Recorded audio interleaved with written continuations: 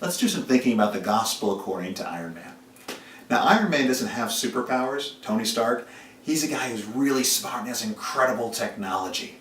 But the most compelling part of the movie is actually when he lays aside his technology, when he's just a vulnerable man, and is then willing to sacrifice himself for others. You see, that's the gospel story. God come making himself vulnerable as a man, Jesus.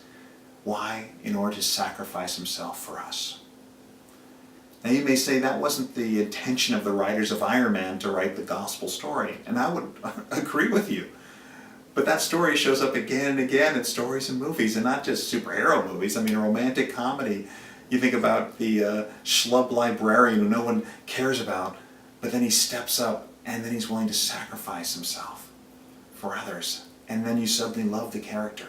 In fact, I would argue that in these movies and books, right when that main character is willing to make that great sacrifice, is exactly the point your heart is moved. Why?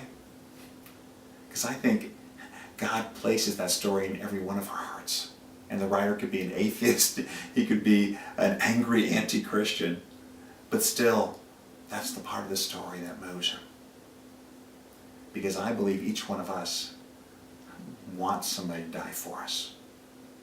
The gospel says somebody did.